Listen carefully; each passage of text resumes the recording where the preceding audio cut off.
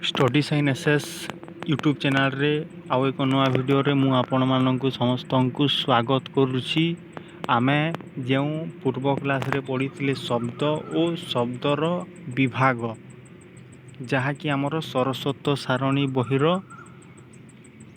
ପ୍ରଥମ ଅଧ୍ୟାୟ ଥିଲା। ତାପରେ ଆମେ ଦେଖିବା ବାକ୍ୟ, ପଦ ଓ ପଦର ଶ୍ରେଣୀ ବିଭାଗ, ଯାହାକି ଆମର ଯେଉଁ ଓଡ଼ିଶା ପୋଲିସ କିମ୍ବା OISF କନେଷ୍ଟବଲ୍ ଯେଉଁ ବାହାରୁଛି, ସେଇଥିପାଇଁ ଏ ବିଷୟ ଗୁଡ଼ା ବହୁତ ଗୁରୁତ୍ୱପୂର୍ଣ୍ଣ। ଏହି ବିଷୟମାନଙ୍କରୁ ହିଁ ପ୍ରଶ୍ନ ଆସୁଛି। ତ ଆଜି ଆମେ ଆଲୋଚନା କରିବା କ'ଣ ବାକ୍ୟ, ପଦ ଓ ପଦର ଶ୍ରେଣୀ ବିଭାଗ। ତ ପ୍ରଥମେ ଆମେ ଜାଣିବା ବାକ୍ୟ କ'ଣ। ବାକ୍ୟ କ'ଣ? ଆମେ ପୂର୍ବ ଭିଡ଼ିଓରେ ଦେଖିଥିଲେ କ'ଣ ନା କି ଶବ୍ଦ କ'ଣ? ଶବ୍ଦ ହେଉଛି କିଛି ବର୍ଣ୍ଣମାନଙ୍କର ସମଷ୍ଟି, ଯାହାକି କ'ଣ କିଛି ନିର୍ଦ୍ଦିଷ୍ଟ ଅର୍ଥ ପ୍ରକାଶ କରୁଥିବ। ସେହିପରି ବାକ୍ୟ କ'ଣ? ବାକ୍ୟ ହେଲା କିଛି ଶବ୍ଦମାନଙ୍କର ସମାହାର। ବୁଝିପାରିଲେ? କିଛି ଶବ୍ଦମାନଙ୍କର ସମାହାର, ଯାହାକି ଏକ ସମ୍ପୂର୍ଣ୍ଣ ଅର୍ଥ ପ୍ରଦର୍ଶନ କରୁଥିବ କିମ୍ବା ମନର ଭାବକୁ ସମ୍ପୂର୍ଣ୍ଣ ଭାବରେ ପ୍ରକାଶିତ କରୁଥିବ, ତାହାକୁ ଆମେ ବାକ୍ୟ କହିଥାଉ। ଯଦି ଆପଣମାନେ ଅନ୍ୟ ଅର୍ଥରେ ବୁଝିବାକୁ ଯିବେ, ତାହେଲେ ଆମେ କହିପାରିବା ଯେ ଏକ ଦୁଇରୁ ତତୋଧିକ ଶବ୍ଦମାନଙ୍କର ସମାହାର, ଯାହାକି ମନର ଭାବନାକୁ ସମ୍ପୂର୍ଣ୍ଣ ରୂପରେ, ଧ୍ୟାନ ଦିଅନ୍ତୁ, ସମ୍ପୂର୍ଣ୍ଣ ରୂପରେ ପ୍ରକାଶିତ କରୁଥିବ, ତାହାକୁ ଆମେ ବାକ୍ୟ ବୋଲି କହିଥାଉ। ତ ଆମେ ଦେଖିବା କି ବାକ୍ୟର କିଛି ଉଦାହରଣ ଦେଖିବା। ଆପଣ ଦେଖନ୍ତୁ, ଏଥିରେ ଦୁଇଟା ଉଦାହରଣ ଦେଇଛି। ଦେଶକୁ ଭଲ ପାଇଲେ ଆମେ ପ୍ରକୃତ ଦେଶପ୍ରେମୀ ହୋଇପାରିବା। ଏଠିରେ ଦେଖନ୍ତୁ ଶବ୍ଦମାନଙ୍କର ସମାହାର ଘଟିଛି ଏବଂ ଏହା ମନର ଭାବନାକୁ ବି ପ୍ରଦର୍ଶନ କରୁଛି, ପ୍ରକାଶ କରୁଛି। ତେଣୁ ଏଟାକୁ ଆମେ ବାକ୍ୟ କହିଥାଉ। ଦେନ୍ 2 ନମ୍ବର ଉଦାହରଣ ଦେଖନ୍ତୁ, ମହାତ୍ମା ଗାନ୍ଧୀ ହରିଜନମାନଙ୍କ ପାଇଁ ବିଭିନ୍ନ ସେବା କାର୍ଯ୍ୟ କରିଥିଲେ। ଏହା ବି କିଛି ଅର୍ଥ ପ୍ରଦର୍ଶନ କରୁଛି, ମହାତ୍ମା ଗାନ୍ଧୀ ବିଷୟରେ କହୁଛି। ତ ଏଟାକୁ ବି ଆମେ ବାକ୍ୟ କହିଥାଉ। କିନ୍ତୁ ଧ୍ୟାନ ଦେବେ ଯେ ଯଦି ମନର ଭାବନାକୁ ପ୍ରକାଶ କରୁନଥିବ କିମ୍ବା ଏକ ନିର୍ଦ୍ଦିଷ୍ଟ ଅର୍ଥ ପ୍ରକାଶ କରୁନଥିବ, ଦେନ୍ ତାକୁ ଆମେ ବାକ୍ୟର ଆଖ୍ୟା ଦେଇପାରିବା ନାହିଁ। ଦେନ୍ ଆଗକୁ ଯିବା, ଆଉ କ'ଣ ଅଛି, ତାପରେ ଦେଖିବା ଆମେ ପଦ ହେଲା। ପଦ କହିଲେ କ'ଣ? ପଦ ହେଉଛି ସେହି ଶବ୍ଦ, ବୁଝିଲେ ନା? ପଦ ହେଉଛି ସେହି ଶବ୍ଦ ସହିତ ସମାନ। କିନ୍ତୁ ଶବ୍ଦ ଯେତେବେଳେ ବାକ୍ୟରେ ବ୍ୟବହାର କରାଯାଏ, ଧ୍ୟାନ ଦେଇକି ଶୁଣନ୍ତୁ, ଶବ୍ଦ ଯେତେବେଳେ ବାକ୍ୟରେ ବ୍ୟବହୃତ ହୋଇଥାଏ, ତାହାକୁ ଆମେ ପଦ ବୋଲି କହିଥାଉ। ବୁଝିପାରିଲେ? ପ୍ରଥମରୁ ଆମେ ଦେଖିବା ଆଉ ଥରେ କ'ଣ ଆମେ ପଢ଼ିଲେ। ଆମେ ପ୍ରଥମେ ଦେଖିଲେ ବାକ୍ୟ କ'ଣ? ବାକ୍ୟ ହେଉଛି ଦୁଇ କିମ୍ବା ତତୋଧିକ ଶବ୍ଦମାନଙ୍କର ସମାହାର, ଯାହାକି ମନର ଭାବନାକୁ ସମ୍ପୂର୍ଣ୍ଣ ରୂପରେ ପ୍ରକାଶ କରିଥାଏ, ତାହାକୁ ଆମେ ବାକ୍ୟ କହିଥାଉ। ଦେନ୍ ଆମେ ଦେଖିଲେ କ'ଣ? ପଦ କ'ଣ? ତାପରେ ଦେଖିଲେ ଆମେ କ'ଣ? ପଦ କ'ଣ? ଶବ୍ଦକୁ ହିଁ ପଦ କୁହାଯାଏ। କିନ୍ତୁ ଯେତେବେଳେ ବାକ୍ୟରେ ଶବ୍ଦ ଗୁଡ଼ାକ ବ୍ୟବହାର ହୋଇଥାଏ, ତାହାକୁ ଆମେ କ'ଣ କହିଥାଉ? ତାହାକୁ ଆମେ କ'ଣ କହିଥାଉ? ପଦ ବୋଲିକି କହିଥାଉ। କ'ଣ? ବାକ୍ୟରେ ଯଦି ଶବ୍ଦ ବ୍ୟବହାର ହୋଇଥିବ, ତାକୁ ଆମେ ପଦ କହିବା। ଏଠିରୁ ଦେଖନ୍ତୁ, ଆପଣଙ୍କର ଗୋଟେ ଉଦାହରଣଟେ ଦିଆଯାଇଛି। କ'ଣ? ଛାତ୍ରମାନେ ବିଜ୍ଞାନ ମେଳାରୁ ବସ୍ରେ ବିଦ୍ୟାଳୟକୁ ଫେରିଲେ। କ'ଣ? ଛାତ୍ରମାନେ ବିଜ୍ଞାନ ମେଳାରୁ ବସ୍ରେ ବିଦ୍ୟାଳୟକୁ ଫେରିଲେ। ତ ଦେଖନ୍ତୁ, ଏଠିରେ ଆମେ ଦେଖିବା କି କ'ଣ? ଛାତ୍ରମାନେ ବିଜ୍ଞାନ ମେଳାରୁ ବସ୍ରେ ବିଦ୍ୟାଳୟକୁ ଫେରିଲେ।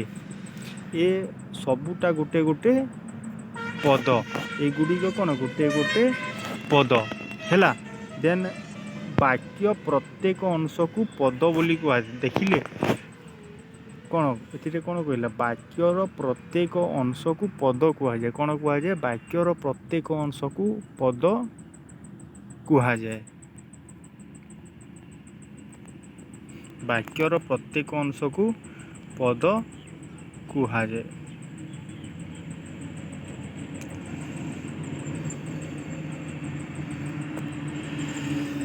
ତାପରେ ଆମେ ଦେଖିବା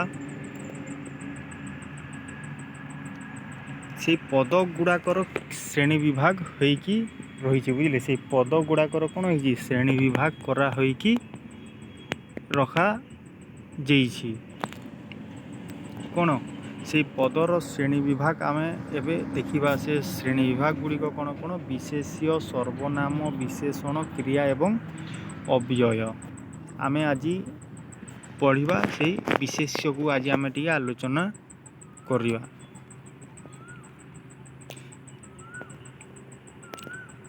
ଏଠି ଦେଖନ୍ତୁ ଆପଣଙ୍କୁ କିଛି ଉଦାହରଣ ପ୍ରଦାନ କରାଯାଇଛି। କ'ଣ ଦିଲ୍ଲୀପ କ'ଣ କହିଛି ଏଥିରେ? ଦିଲ୍ଲୀପ ତିର୍କୀ ଓଡ଼ିଶାର ଜଣେ ଆନ୍ତର୍ଜାତିକ ହକି ଖେଳାଳି। କୃଷକ ଓ ସୈନିକମାନେ ଦେଶର ପ୍ରକୃତ ମେରୁଦଣ୍ଡ। ପଥର ଓ ମାଟିରେ ମୂର୍ତ୍ତି ନିର୍ମିତ ହୁଏ। ସେବା, ଦୟା ଓ ପରୋପକାର ମନୁଷ୍ୟ ଜୀବନକୁ ମହାନ କରେ। କହିବା ଠାରୁ କରିବା କଠିନ। ଦେଖନ୍ତୁ ଏଥିରେ ବିଶେଷ୍ୟ ବୋଲି ଆମେ କାହାକୁ କହିଲେ? ବିଶେଷ୍ୟ କହିଲେ ନାମବାଚକ ଶବ୍ଦକୁ ଆମେ ବିଶେଷ୍ୟ ବୋଲି କହିଥାଉ। କ'ଣ କହିଥାଉ? ନାମବାଚକ ଶବ୍ଦକୁ ଆମେ ବିଶେଷ୍ୟ ବୋଲି କହିଥାଉ। ଦେଖନ୍ତୁ ଆଉ ଗୋଟେ ଜିନିଷ ଏଠି ଛାଡ଼ି ହେଇଗଲା, ସେଟା ଆପଣମାନେ ଟିକେ ଧ୍ୟାନ ଦେଇକି ଦେଖନ୍ତୁ। ଏଠିରେ କ'ଣ କହିଛି? ମୂଳ ଶବ୍ଦକୁ କ'ଣ କୁହାଯାଏ? ମୂଳ ଶବ୍ଦକୁ ପ୍ରାତିପଦିକ ବୋଲି କୁହାଯାଏ। ଦେଖନ୍ତୁ ଏଥିରେ ଛାତ୍ରମାନେ ଅଛି, କିନ୍ତୁ ସେ ଛାତ୍ରଟା ମୂଳ ଶବ୍ଦ। ସେ ଛାତ୍ରକୁ ଏଠିରେ କ'ଣ କୁହାଯାଏ? ନା ମୂଳ ଶବ୍ଦକୁ କ'ଣ ପ୍ରାତିପଦକ ବୋଲି କୁହାଯାଏ। ଏଥିରେ ଆଉ କିଛି ଦେଇଛି ଦେଖନ୍ତୁ। ଆମେ ଜାଣିଲୁ କ'ଣ? ମୂଳ ଶବ୍ଦକୁ ପ୍ରତିପଦିକ ବୋଲି କୁହାଯାଏ। ଏମିତି ଦେଖିବା, ଏଥିରୁ ଆମେ ଜାଣିଲେ କ'ଣ? ଶବ୍ଦ ଯାହାକୁ ପ୍ରାତିପଦିକ କୁହାଯାଏ, ବାକ୍ୟରେ ବ୍ୟବହୃତ ହେଲେ ତାକୁ ପଦ କହନ୍ତି। ହେଲେ ବାକ୍ୟରେ ଯଦି ସେହି ଶବ୍ଦ ବ୍ୟବହାର କରାଯାଉଛି ତାହେଲେ ତାକୁ ଆମେ କ'ଣ କହିବା? ପଦ ବୋଲି କହିବା, ଯାହାକୁ ମୁଁ ଆପଣଙ୍କୁ ଆଗରୁ ବତେଇଥିଲି। ଦେନ୍ ଆମେ ଆଗ ଆଡ଼କୁ ଟିକେ ପଳେଇଯିବା। ପଦର ଶ୍ରେଣୀ ବିଭାଗ କ'ଣ ଅଛି? ବିଶେଷ୍ୟ, ସର୍ବନାମ, ବିଶେଷଣ, କ୍ରିୟା ଓ ଅବ୍ୟୟ। ଆଜି ଆମେ କ'ଣ ଆଲୋଚନା କରିବା କହିଲି? ବିଶେଷ୍ୟ ଆଲୋଚନା କରିବା। ଆମେ ଯାହାକୁ ଇଂଲିଶରେ ନାଉନ୍ କହୁଛେ ସେଇଟା ଆମେ ଆଜି ପଢ଼ିବା। ଓଡ଼ିଆରେ ବିଶେଷ୍ୟତାକୁ କୁହାଯାଏ। ବିଶେଷ୍ୟ ମାନେ ହେଉଛି ନାମବାଚକ ଶବ୍ଦ। ନାମବାଚକ ଶବ୍ଦକୁ ଆମେ ବିଶେଷ୍ୟ ବୋଲି କହିଥାଉ।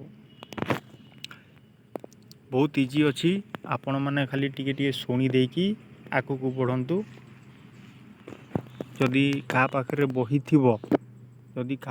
ବହି ଥିବ ସେମାନେ ବହି ଖୋଲିକି ବସନ୍ତୁ ଏବଂ ମୁଁ ଯାହା ପଢ଼ଉଛି ସେଟାକୁ ଦେଖିକି ଆଗ ଆଡ଼େ ବଢ଼ନ୍ତୁ। ଏଇଥିରେ ଦେଖନ୍ତୁ କହିଦେଇଛି ଆପଣଙ୍କୁ। କ'ଣ କହିଛି? ନାମବାଚକ ପଦକୁ ବିଶେଷ୍ୟ ପଦ କହନ୍ତି। ନାମବାଚକ ପଦକୁ କ'ଣ କହନ୍ତି? ବିଶେଷ୍ୟ କହନ୍ତି।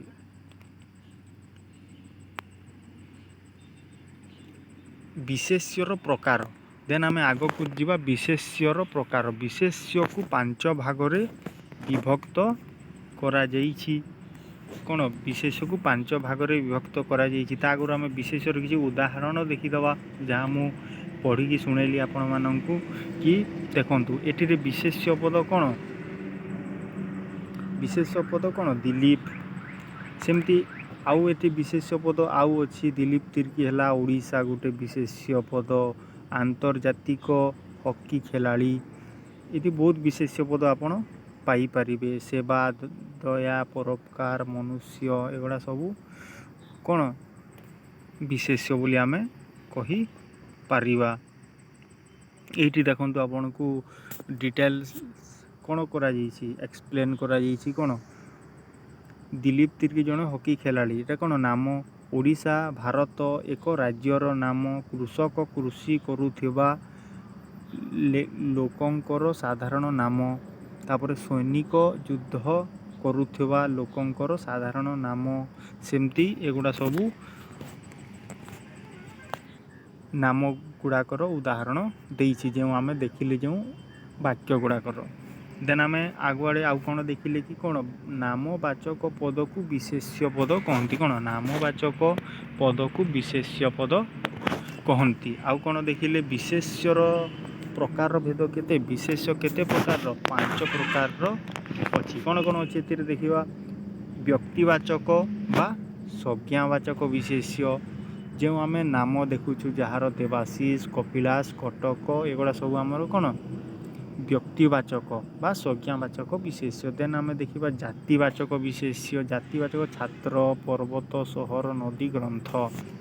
ଜାତିବାଚକ ବସ୍ତୁବାଚକ ବିଶେଷ୍ୟ, ଗୁଣବାଚକ ବିଶେଷ୍ୟ। ଆଉ କ'ଣ ଅଛି କ୍ରିୟାବାଚକ ବିଶେଷ୍ୟ। ଏଥିରେ ଆମେ ଜାଣିବା କି ବ୍ୟକ୍ତିବାଚକ ବିଶେଷ୍ୟ କାହାକୁ କୁହାଯାଏ। ବ୍ୟକ୍ତିବାଚକ ବିଶେଷ୍ୟ କାହାକୁ କୁହାଯାଏ ନା କୌଣସି ବ୍ୟକ୍ତିର ନାମକୁ ପ୍ରକାଶ କରୁଥିଲେ ତାହାକୁ ଆମେ ବ୍ୟକ୍ତିବାଚକ ବିଶେଷ୍ୟ ବା ସଂଜ୍ଞାବାଚକ ବିଶେଷ୍ୟ କହିଥାଉ। ଦେନ୍ ଜାତିବାଚକ ବିଶେଷ୍ୟ କ'ଣ ଜାତି ଗୋଟିଏ ତାର ମାନେ ସମ୍ପୂର୍ଣ୍ଣ ଅର୍ଥ ପ୍ରକାଶ କରେ। ଯେମିତି ଦେଖନ୍ତୁ ଏଠି କହିଛି ଛାତ୍ର, ଛାତ୍ର ଭିତରେ ବି ଆଉ ବହୁତ ବ୍ୟକ୍ତିବାଚକ ବିଶେଷ୍ୟ ରହିପାରିବେ। ଯେମିତି ମୁଁ ଯଦି କହିବି ଛାତ୍ରର ଭିତରେ କିଏ ରହିବ ବ୍ୟକ୍ତିବାଚକ ବିଶେଷ୍ୟ। କେମିତି ଛାତ୍ର ହେଲା ଗୋଟେ ବହୁତ ବର୍ଡ଼ର କନସେପ୍ଟ, ବହୁତ ବିସ୍ତୃତ ହେଇକି ରହିଛି। ତା ଭିତରେ ବି ଦେବାଶିଷ, କପିଳାସ, ଦେବାଶିଷ, କପିଳାସ, ରାଜୀବ ଏମିତି ସବୁ ନାମ ଗୁଡ଼ା ସେମାନେ ଗୋଟେ ଗୋଟେ ଛାତ୍ର। ତେଣୁ କ'ଣ ଆମେ କହିପାରିବା କି ଛାତ୍ର ସବୁ ଟୋଟାଲକୁ ବୁଝାଏ। ସେ ଭିତରେ ବି ବହୁତ ବ୍ୟକ୍ତିବାଚକ ନାମ କିମ୍ବା ବ୍ୟକ୍ତିବାଚକ ବିଶେଷ୍ୟ ଆସିପାରିବେ। ଯେମିତି ପର୍ବତ ଆମେ ବହୁତ ପର୍ବତ ଦେଖୁଛୁ। ତେଣୁ ଜାତିବାଚକ କ'ଣ ସବୁ ପର୍ବତକୁ ବୁଝାଉଛି। କିନ୍ତୁ ସେ ଭିତରୁ ବି ଯଦି ଆମେ ଗୋଟେ ପର୍ବତ କହିବା, ହିମାଳୟ ପର୍ବତ କହିବା, ବୁଝିହେଲା, ବେଲେ ସେଇଟା କ'ଣ ହେଇଯିବ, ସେଇଟା ହେଇଯିବ ଆମର ବ୍ୟକ୍ତିବାଚକ କିମ୍ବା ସଂଜ୍ଞାବାଚକ। ଯେମିତି ନଦୀ ତ ବହୁତ ନଦୀ ଅଛି। ଯଦି ଆମେ ମହାନଦୀ କହିବା ବେଲେ ମହାନଦୀଟା କ'ଣ ହେବ ଆମର ବ୍ୟକ୍ତିବାଚକରେ ଆସିବ ଏବଂ ନଦୀ ଖାଲି କହିବା ହେଲେ ଜାତିବାଚକରେ ଆସିବ। ଯେମିତି ଗ୍ରନ୍ଥ ତ ବହୁତ ଅଛି, ମହାଭାରତ, ଗୀତା, ଭାଗବତ, ବେଦ ଏମିତି ସବୁ ଅଛି। କିନ୍ତୁ ସେ ମହାଭାରତ, ଗୀତା, ରାମାୟଣ ଏଗୁଡ଼ା କ'ଣ ଏଗୁଡ଼ା ହେଉଛି ଆପଣଙ୍କର ବ୍ୟକ୍ତିବାଚକ। କିନ୍ତୁ ଖାଲି ଗ୍ରନ୍ଥ କହିବା ଦେନ୍ ଆମର କ'ଣ ହେବ ସେଇଟା ଜାତିବାଚକ ବିଶେଷ୍ୟ ହେବ। ଯେମିତି ବସ୍ତୁବାଚକ ବିଶେଷ୍ୟ କ'ଣ ମାଟି, କାଠ, ଲୁହା, ପାଣି, କୋଇଲା ଏଗୁଡ଼ା ସବୁ କ'ଣ ଏଗୁଡ଼ା ବସ୍ତୁବାଚକ ବିଶେଷ୍ୟ। ବୁଝିପାରିଲେ। ଦେନ୍ ଗୁଣବାଚକ କୌଣସି ଗୁଣର ନାଁକୁ ବୁଝାଉଥିବ। ଯେମିତି ଅହିଂସା ଗୋଟେ ଗୁଣ, ସତ୍ୟ, ସରଳତା, ବାର୍ଦ୍ଧକ୍ୟ, ଦାରିଦ୍ର୍ୟ ଏଗୁଡ଼ା ସବୁ ଗୋଟେ ଗୁଣର ନାଁକୁ ବୁଝାଉଛି। ଦେନ୍ କ୍ରିୟାବାଚକ କ'ଣ କ୍ରିୟାବାଚକ ବିଶେଷ୍ୟ କ'ଣ କ୍ରିୟାବାଚକ ବିଶେଷ୍ୟ ହେଉଛି କ୍ରିୟାର ନାମକୁ ବୁଝାଉଥିବ। କ'ଣକୁ ବୁଝାଉଥିବ କ୍ରିୟାର ନାମକୁ। ଲେଖା, ପଢ଼ା, ଭୋଜନ, ହସ, ଖେଳ ଏଗୁଡ଼ା କ'ଣ ଏଇଟା କ୍ରିୟାର ନାଁକୁ ବୁଝାଉଛି ନା କି ହେଉଥିବାର ଜଣାପଡ଼ୁଛି। କ'ଣ ହେଉଥିବାର ଏହା ଜଣାପଡ଼ୁନାହିଁ। ଏଇଟା କ'ଣ ଖାଲି କ୍ରିୟାର ଗୋଟେ ନାଁକୁ ବୁଝାଉଛି। ତେଣୁ ଆମେ ଏଟାକୁ କହିପାରିବା ଯେ କ'ଣ ଏଇଟା କ୍ରିୟାବାଚକ ବିଶେଷ୍ୟ। ଆଗଆଡ଼େ ଆମେ ବହିରେ କ'ଣ କ'ଣ ଲେଖା ହେଇଛି ସେଇଟା ଦେଖିକି ଆଉ ଟିକେ ବୁଝିବା। ତେଣୁ ଦେଖନ୍ତୁ ବ୍ୟକ୍ତିବାଚକ ବିଶେଷ୍ୟ ବା ସଂଜ୍ଞାବାଚକ ବିଶେଷ୍ୟ। ନିର୍ଦ୍ଦିଷ୍ଟ ନାମ ପ୍ରକାଶ କରୁଥିବା ପଦକୁ ବ୍ୟକ୍ତିବାଚକ ବିଶେଷ୍ୟ କହନ୍ତି, ଯାହାକୁ ମୁଁ ଆଗରୁ ଆପଣମାନଙ୍କୁ କହିଛି। ଏଇଠି ଏତେ ହିଁ ଇମ୍ପୋର୍ଟାଣ୍ଟ ଅଛି। तापर आसीबो जातिवाचक विशेष्य एटा टिके इम्पोर्टाट एइथिरु ही प्रश्न आसी थाए गोटे नाम दे देथिबो आ सेटा जातिवाचक हेइथिबो सेठी आपण कन्फ्यूज हे जिवे तो एटा गोटिके बुझी रखंतु ଯେଉଁ ପଦ କୌଣସି ନିର୍ଦ୍ଦିଷ୍ଟ ନାମକୁ ନ ବୁଝାଏ ଅନେକଙ୍କ ସାଧାରଣ ନାମକୁ ପ୍ରକାଶ କରିଥାଏ ତାକୁ ଜାତିବାଚକ ବିଶେଷ୍ୟ କହନ୍ତି। କ'ଣ? ଯେଉଁ ପଦ କୌଣସି ନିର୍ଦ୍ଦିଷ୍ଟ ନାମକୁ ବୁଝାଇବନି, ନିର୍ଦ୍ଦିଷ୍ଟ ନା ହରି ଶ୍ୟାମ ଏମାନଙ୍କୁ ବୁଝାଇବନି କିନ୍ତୁ ସାଧାରଣ ନାମକୁ ବୁଝେଇବ, ସେ ହରି ଶ୍ୟାମ କ'ଣ ମଣିଷଟା ହେଇଯିବ ଜାତିବାଚକ ବିଶେଷ୍ୟ। ସେମିତି ସାଧାରଣ ନାମକୁ ବୁଝାଇବ ତାକୁ ଜାତିବାଚକ ବିଶେଷ୍ୟ କୁହାଯାଏ। ଯେମିତି ଦେଖୁନ ମନୁଷ୍ୟ, ପଶୁ, ପକ୍ଷୀ, ବୃକ୍ଷ, ନଦୀ ଏଗୁଡ଼ା ସବୁ ଆମର ଜାତିବାଚକ ବିଶେଷ୍ୟ।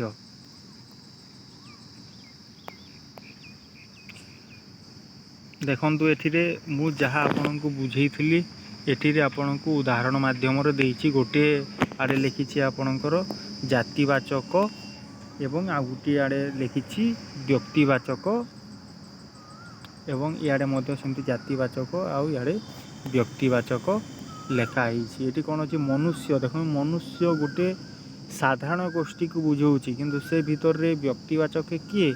ରଘୁନାଥ। ସେମିତି ଗାଈରେ କାମଧେନୁ। ସେମିତି ପାହାଡ଼ ବହୁତ ପ୍ରକାରର ପାହାଡ଼କୁ ବୁଝାଉଛି କିନ୍ତୁ ଘଣ୍ଟଶୀଳ ଗୋଟିଏ ହିଁ ନିର୍ଦ୍ଦିଷ୍ଟ ପାହାଡ଼କୁ ବୁଝାଉଛି, ତେଣୁ ସେଇଟା ହେଇଯିବ କ'ଣ? ବ୍ୟକ୍ତିବାଚକ ବିଶେଷ୍ୟ। ଦେନ୍ ଏଇ ଉଦାହରଣ ଗୁଡ଼ାକୁ ଆପଣ ଟିକେ ଆଖି ବୁଲେଇକି ଦେଖିନେବେ। ଦେନ୍ ଆମେ ଆଗକୁ ଦେଖିବା କ'ଣ? ଆଗକୁ ଏଇଟା ଇମ୍ପୋର୍ଟାଣ୍ଟ, ଏଇଠିରୁ ହିଁ କ୍ୱେଶ୍ଚନ୍ ଫ୍ରେମ୍ ହୁଏ। ଯଦି ଆପଣଙ୍କର ଏକ୍ଜାମ୍ରେ ଯଦି ପ୍ରଶ୍ନ ଆସିବ ତାହେଲେ ଏଇ ପୋର୍ସନ୍ରୁ ହିଁ ପ୍ରଶ୍ନ ଆସିବ। ଆଉ ବିଶେଷ୍ୟରେ ଆଉ ଯେଉଁ ପ୍ରଶ୍ନ ବି ଆସିଲେ ଆପଣ ଠିକ୍ କରିପାରିବେ, କିନ୍ତୁ ଏଇ ପୋର୍ସନ୍ରୁ ଯେଉଁ କ୍ୱେଶ୍ଚନ୍ ଗୁଡ଼ା ଆସିବ ଯାହାକି ମ୍ୟାକ୍ସିମମ୍ ଏବଂ ଏଇଠୁ ହିଁ ଆପଣ କନଫ୍ୟୁଜ୍ ହେବେ। ତ ଏଇଟା ଆପଣ ଟିକେ ଧ୍ୟାନ ଦେଇକି ବୁଝନ୍ତୁ। ଏଥିରେ କ'ଣ ଲେଖା ହେଇଛି ନା ନାମବାଚକ ବା ବ୍ୟକ୍ତିବାଚକ ବିଶେଷ୍ୟର ଜାତିବାଚକ ବିଶେଷ୍ୟ ରୂପେ ବ୍ୟବହାର। କ'ଣ? ବ୍ୟକ୍ତିବାଚକଟା ଜାତିବାଚକ ଭାବରେ ବ୍ୟବହାର ହୋଇଥାଏ। ସେଇଟା ଆମେ ଏବେ ଦେଖିବା କେମିତି ବ୍ୟବହାର ହେଉଛି। ସେଇଟା ଏବେ ଆମେ ମୁଁ କ'ଣ କହିଲି ଆପଣଙ୍କୁ ନାମବାଚକ ବା ବ୍ୟକ୍ତିବାଚକ ବିଶେଷ୍ୟର ଜାତିବାଚକ ବିଶେଷ୍ୟ ରୂପେ କ'ଣ ବ୍ୟବହାର ହେଇଥାଏ। କେମିତି ବ୍ୟବହାର ଦେଖିବାକୁ ଉଦାହରଣ କିଛି ଆମେ ଦେଖିବା। ତ ଉଦାହରଣରେ ଆମେ ଦେଖିବା କି କାବେରୀକୁ ଦକ୍ଷିଣ ଭାରତର ଗଙ୍ଗା କୁହାଯାଏ। ଦେଖନ୍ତୁ କାବେରୀକୁ ଦକ୍ଷିଣ ଭାରତର ଗଙ୍ଗା କୁହାଯାଏ। ଆପଣ ଯଦି ନ ପଢ଼ିଥିବେ ଆପଣ କ'ଣ କହିଥିବେ ଏଠିରେ ଗଙ୍ଗାଟା କ'ଣ? ଗଙ୍ଗା ହେଉଛି ଗୋଟିଏ ନାମବାଚକ ବିଶେଷ୍ୟ କିନ୍ତୁ ସେଇଟା ଆପଣଙ୍କର ଭୁଲ ହେଇଯିବ। ଆପଣଙ୍କର ଗଙ୍ଗାଟା କ'ଣ ହେବ? ଗଙ୍ଗାଟା ହେବ ଆପଣଙ୍କର ଜାତିବାଚକ ବିଶେଷ୍ୟ। କେମିତି ନା ଦେଖନ୍ତୁ ଏଇଟା କାବେରୀକୁ ଦକ୍ଷିଣ ଭାରତର ଗଙ୍ଗା କୁହାଯାଏ। ଦେଖନ୍ତୁ ଗଙ୍ଗା ତ ଗୋଟେ ଅଛି କିନ୍ତୁ କାବେରୀକୁ ଗଙ୍ଗା କାହିଁକି କୁହାଯିବ? କାହିଁକି ନା କାବେରୀ ଗଙ୍ଗା ନଦୀର ଯେଉଁ ସବୁ ଗୁଣ ଅଛି ସେଇ ଗୁଣ କାବେରୀର ମଧ୍ୟ ଅଛି ଯାହାକି ଦକ୍ଷିଣ ଭାରତରେ ଦେଖାଯାଏ।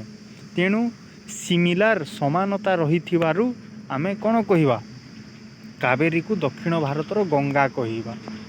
ସେହି ଫଳରେ ଗଙ୍ଗା କ'ଣ ହେଇଯିବ? ଗୋଟିଏ ଜାତିବାଚକ ବିଶେଷ୍ୟ ହେଇଯିବ ଏବଂ କାବେରୀ କ'ଣ ହେବ? କାବେରୀ ହେଇଯିବ ଗୋଟିଏ କ'ଣ? ନାମବାଚକ କିମ୍ବା ସଂଜ୍ଞାବାଚକ ବିଶେଷ୍ୟ। ସେମିତି ଏଇଠି ଦେଖିବା ଫକୀରମୋହନଙ୍କୁ କ'ଣ? ଫକୀରମୋହନଙ୍କୁ ଓଡ଼ିଶାର ପ୍ରେମଚାନ୍ଦ କୁହାଯାଏ। ଦେଖନ୍ତୁ ପ୍ରେମଚାନ୍ଦ ଗୋଟିଏ ପ୍ରସିଦ୍ଧ ଲେଖକ ଥିଲେ। ସେ ଗୋଟେ କିନ୍ତୁ ଏଠାରେ ଜାତିବାଚକ ବିଶେଷ୍ୟ ଭାବରେ ତାଙ୍କୁ ନିଆଯାଇଛି। ବୁଝିପାରିଲେ? ଏଥିରେ କ'ଣ କୁହାଯାଇଛି ନା ତାଙ୍କୁ ଜାତିବାଚକ ବିଶେଷ୍ୟ ଭାବରେ ନିଆଯାଇଛି ଏବଂ ଫକୀରମୋହନକୁ କ'ଣ? ନାମବାଚକ ବିଶେଷ୍ୟ ଭାବରେ ନିଆଯାଇଛି। କାହିଁକି ନା ଫକୀରମୋହନଙ୍କ ପାଖରେ ପ୍ରେମଚାନ୍ଦଙ୍କ ଭଳିଆ ଗୁଣ ଅଛି। ତେଣୁ ଫକୀରମୋହନଙ୍କୁ ଓଡ଼ିଶାର ପ୍ରେମଚାନ୍ଦ ବୋଲି କୁହାଯାଏ। ସିମିଲାରିଟି ଅଛି, କିଛି ସମାନତା ରହିଛି, ସେଇଥିପାଇଁ ଫକୀରମୋହନକୁ ଓଡ଼ିଶାର ପ୍ରେମଚାନ୍ଦ କୁହାଯାଏ। ବୁଝିପାରିଲେ? ଦେନ୍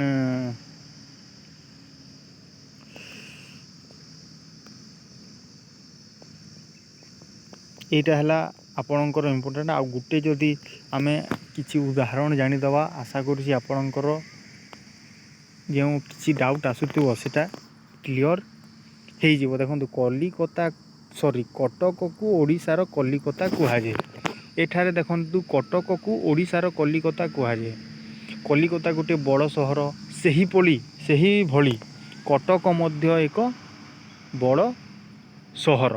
ସେହି କ୍ଷେତ୍ର, ସେହି ଜିନିଷକୁ ଦେଖିକି କଟକକୁ କ'ଣ କୁହାଯାଉଛି? ଆମ ଓଡ଼ିଶାର କଲିକତା ବୋଲି କୁହାଯାଉଛି। କିନ୍ତୁ କଲିକତା ଗୋଟିଏ ହିଁ ଅଛି, କିନ୍ତୁ କିଛି ଗୁଣ ସେମ୍ ହେଉଛି, ସେଇଥିପାଇଁ କଟକକୁ କ'ଣ କୁହାଯାଏ? ଆମ ଓଡ଼ିଶାର ହିଁ କଲିକତା କୁହାଯାଏ। ତେଣୁ କଲିକତାଟା କ'ଣ ଗୋଟିଏ ଜାତିବାଚକ ବିଶେଷ୍ୟ ଏବଂ କଟକ ହେଉଛି ଏକ ନାମବାଚକ ବିଶେଷ୍ୟ। ସେହିପରି ନେଲସନ୍ ମାଣ୍ଡେଲାଙ୍କୁ ଆଫ୍ରିକାର ମହାତ୍ମା ଗାନ୍ଧୀ କୁହାଯାଏ। ଦେଖନ୍ତୁ, ମହାତ୍ମା ଗାନ୍ଧୀ ଭାରତର ଜଣେ ମହାନ ସ୍ୱାଧୀନତା ସଂଗ୍ରାମୀ। ସେ ଦକ୍ଷିଣ ଆଫ୍ରିକାର ନୁହନ୍ତି, କିନ୍ତୁ ଦକ୍ଷିଣ ଆଫ୍ରିକାରେ ନେଲସନ୍ ମାଣ୍ଡେଲା ଯେଉଁ କାର୍ଯ୍ୟ କରିଥିଲେ ତାହା ମହାତ୍ମା ଗାନ୍ଧୀଙ୍କର ଯେଉଁ କାର୍ଯ୍ୟ ଅହିଂସା, ସତ୍ୟ ଅହିଂସା ନୀତି ଥିଲା, ସେହି ସତ୍ୟ ଅହିଂସା ନୀତି ସହିତ ପୁରା ସମାନ ଅନୁସାରେ ଦେଖାଯାଏ। ସେହି କାରଣରୁ ନେଲସନ୍ ମାଣ୍ଡେଲାଙ୍କୁ କ'ଣ କୁହାଯାଏ? ଦକ୍ଷିଣ ଆଫ୍ରିକାର ମହାତ୍ମା ଗାନ୍ଧୀ ବୋଲି କୁହାଯାଏ। ତେଣୁ ଏଥିରେ ମହାତ୍ମା ଗାନ୍ଧୀ ହେଉଛନ୍ତି ଆପଣଙ୍କର ଜାତିବାଚକ ବିଶେଷ୍ୟ ଏବଂ ନେଲସନ୍ ମାଣ୍ଡେଲା ହେଉଛନ୍ତି କ'ଣ? ଗୋଟିଏ ନାମବାଚକ ବିଶେଷ୍ୟ। ସେମିତି ଯଦି ମୁଁ ଆପଣଙ୍କ ରିଏଲ୍ ଲାଇଫ୍କୁ ନେଇକି ଗୋଟିଏ ଉଦାହରଣ ଦେବି, ଯଦି ଜଣେ ରାମ ଗୋଟିଏ ବାଳକଟିଏ ଅଛି, ସେ ଭଲ ଫୁଟବଲ୍ ଖେଳୁଛି, ଆଉ ତାଙ୍କ ଗାଁ ହେଉଛି ରାଉରକେଲା। ମନେ ରଖନ୍ତୁ, ତାଙ୍କ ଗାଁ କେଉଁଠି? ତାଙ୍କ ଯେଉଁ ସେ ସହରରେ ରହୁଛି ସେଇଟା ହେଲା ରାଉରକେଲା। ଆମେ କହିପାରିବା କି କ'ଣ? କେଉଁ ନାଁ କହିଲି? ରାମ ରାଉରକେଲାର ରୋନାଲ୍ଡୋ। ଆମେ ସେମିତି କହିପାରିବା କ'ଣ? ରାମ ରାଉରକେଲାର ରୋନାଲ୍ଡୋ ଜାଣିଥିବେ ଆପଣଙ୍କର, CR7 ଫୁଟବଲର ଜଣେ ହସ୍ତି। ସେଇଭଳିଆ ରାମ ରାଉରକେଲାର କ'ଣ? ଗୋଟିଏ ରୋନାଲ୍ଡୋ। ତେଣୁ ଏଠି ଦେଖନ୍ତୁ, ରାମକୁ କାହା ସହିତ ତୁଳନା କରାଯାଉଛି? ରୋନାଲ୍ଡୋ ସହିତ ତୁଳନା କରାଯାଉଛି। କିନ୍ତୁ ରୋନାଲ୍ଡୋ 100ଟା ଅଛନ୍ତି ନା ଗୋଟିଏ ଅଛି? କେବଳ ଗୋଟିଏ ହିଁ ଅଛି, ଯେ କି ପର୍ତ୍ତୁଗାଲର ଜଣେ ଫୁଟବଲ ପ୍ଲେୟାର। ତାଙ୍କ ସହିତ ତୁଳନା କରାଯାଉଛି। କିନ୍ତୁ ରାମ କେଉଁଠାର? ରାଉରକେଲାର। କିନ୍ତୁ ରାମର ଯେଉଁ ସ୍କିଲ୍ ଅଛି, ଯେଉଁ ଦକ୍ଷତା ଅଛି ଫୁଟବଲରେ, ତାହାକୁ ଦେଖିକି ଲୋକମାନେ କହୁଛନ୍ତି ଯେ ରାମ ହେଉଛି ରାଉରକେଲାର ରୋନାଲ୍ଡୋ। କିନ୍ତୁ ଏଠାରେ ରାଉରକେଲା ଭିତରେ ହିଁ ରାମକୁ ତୁଳନା କରାଯାଉଛି। କାହା ସହିତ? ରୋନାଲ୍ଡୋ ସହିତ। ତ ରୋନାଲ୍ଡୋ କ'ଣ ହେଉଛି? ଗୋଟିଏ କ'ଣ? ଜାତିବାଚକ, ଏବଂ ରାମ ହେଉଛି ଗୋଟିଏ କ'ଣ? ରୋନାଲ୍ଡୋ ହେଉଛି ଗୋଟିଏ ଜାତିବାଚକ ବିଶେଷ୍ୟ ଏବଂ ରାମ ହେଉଛି ଗୋଟିଏ ସଂଜ୍ଞାବାଚକ ବା ନାମବାଚକ ବିଶେଷ୍ୟ। ଆଶା କରୁଛି ଆପଣମାନେ ବୁଝିପାରିଥିବେ। ଯାହା କହିଲି ଏଠି ସବୁ ବିସ୍ତୀର୍ଣ୍ଣ ଭାବରେ ଲେଖା ହେଇଛି। ଆପଣ ଏହାକୁ ନିଶ୍ଚିତ ଭାବରେ ଥରେ ରିଡ଼ିଂଟେ ଦେଇକି ଯାଆନ୍ତୁ। ଦେନ୍ ବସ୍ତୁବାଚକ ବିଶେଷ୍ୟ ଦେଖିବା କ'ଣ ଅଛି? ବସ୍ତୁବାଚକ ବିଶେଷ୍ୟ କ'ଣ? ବସ୍ତୁବାଚକ ବିଶେଷ୍ୟରେ ଆମେ ଦେଖିବା, ବସ୍ତୁର ନାମ ପ୍ରକାଶ କରୁଥିବା ବିଶେଷ୍ୟ ପଦକୁ ବସ୍ତୁବାଚକ ବିଶେଷ୍ୟ କହନ୍ତି। କ'ଣ? ବସ୍ତୁର ନାମ ପ୍ରକାଶ କରୁଥିବା ବିଶେଷ୍ୟ ପଦକୁ ବସ୍ତୁବାଚକ ବିଶେଷ୍ୟ କହନ୍ତି। ଯେମିତି କ୍ଷୀର, ତେଲ, ପେଟ୍ରୋଲ, କାଗଜ, ତୁଳା, କାଠ, ପଥର, ଜଳ, ସୁନା, ରୂପା, ବେଞ୍ଚ, ତମ୍ବା, କଂସା, ଲୁହା, ଏଗୁଡ଼ାକ କ'ଣ ବସ୍ତୁବାଚକ ବିଶେଷ୍ୟ। ଦେଖନ୍ତୁ ଆପଣ ଯଦି ଲୁହାକୁ ଖଣ୍ଡ ଖଣ୍ଡ କରିବେ ତାହେଲେ ତା'ର କିଛି ପରିବର୍ତ୍ତନ ହେବ। ଯେଉଁ ଲୁହା ଥିଲା ସେଇ ଲୁହା ହିଁ ରହିବ ନା ଲୁହାଟା ପରିବର୍ତ୍ତନ ହେଇକି କାଠ ହେଇଯିବ? କାଠ ହେବ ନାହିଁ। ଯେଉଁ ଲୁହା ଥିଲା ସେଇ ଲୁହା ହିଁ ରହିବ ଯଦି ଆମେ ତାକୁ ଖଣ୍ଡ ଖଣ୍ଡ କରିକି ରଖିଦେବା। ସେଇଠୁ ଆମେ ଜାଣିପାରିବା ଯେ କ'ଣ ଏଇଟା ହେଉଛି ବସ୍ତୁବାଚକ ବିଶେଷ୍ୟ।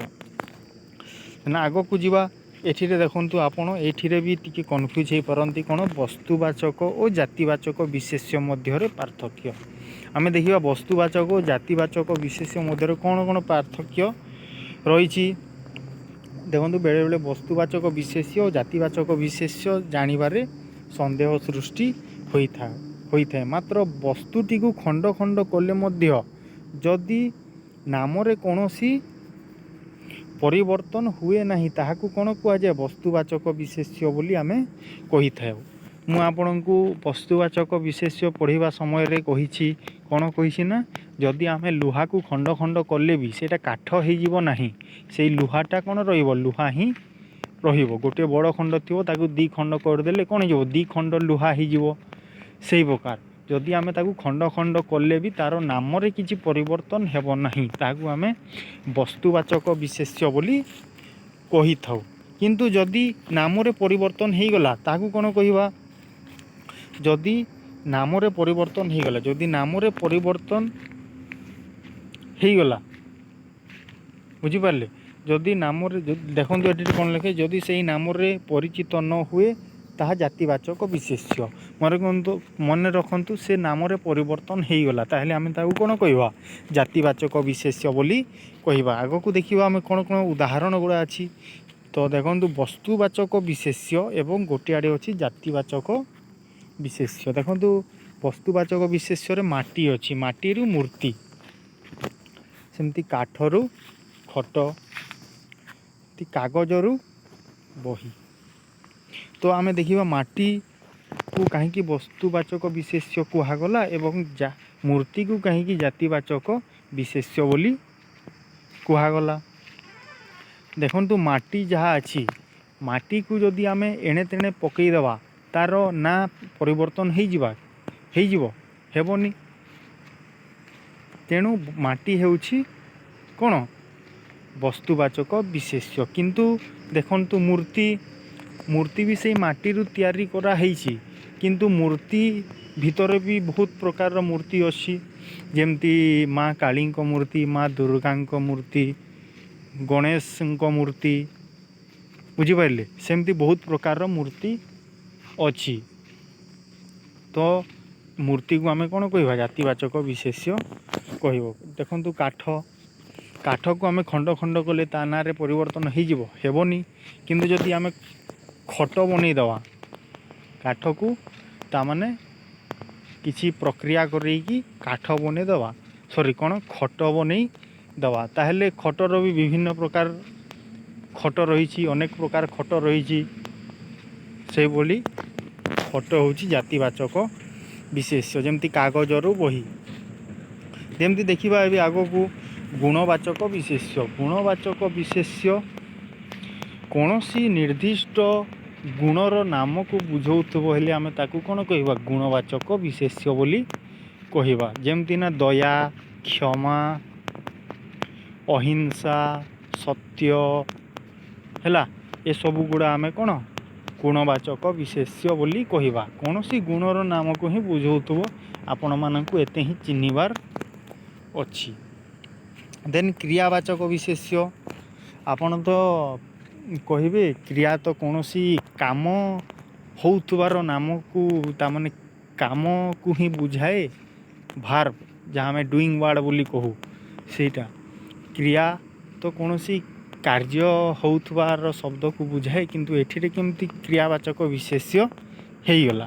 ତ ଆପଣ ଏଠି ଦେଖିବେ କି କ୍ରିୟାବାଚକ ବିଶେଷ୍ୟରେ ଏଟା କୁହାଯାଉଛି ଯେ ଏଟା କ୍ରିୟାର କେବଳ ନାମକୁ ହିଁ ବୁଝାଇବ, ନା କି କେତେବେଳେ ହେଉଛି କ'ଣ ହେଉଛି ସେ ତାକୁ ବୁଝେଇବ, ସେଟା ବୁଝେଇବନି। କେବଳ ଏଠିରେ ବୁଝେଇବ ଯେ କ୍ରିୟାର ନାମ।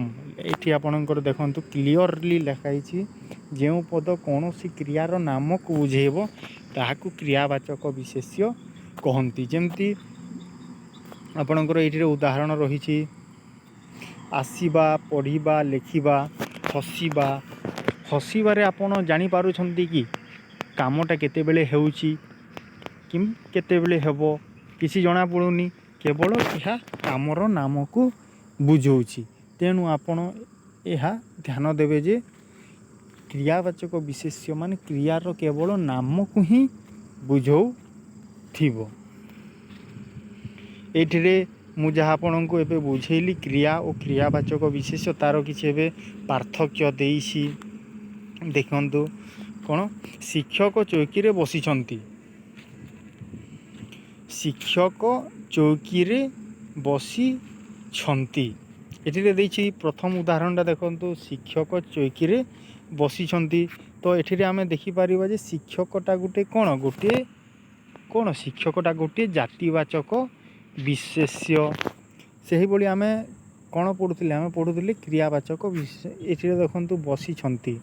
ବସିଛନ୍ତି ମାନେ ଏଇଟା କ'ଣ, ଏଇଟା ତାର ମାନେ କିଛି ଜିନିଷ, କୌଣସି ଜିନିଷ ତାମାନେ ପ୍ରକ୍ରିୟାରେ ଅଛି, କଣ୍ଟିନ୍ୟୁ ରହୁଛି, ସେଟାକୁ ବୁଝଉଛି କି ଶିକ୍ଷକ ତାମାନେ କ'ଣ କରୁଛନ୍ତି, ସେ ଚୌକିରେ ଏବେ ବସିଛନ୍ତି, କାମଟି ତାମାନେ ଚାଲୁଛି।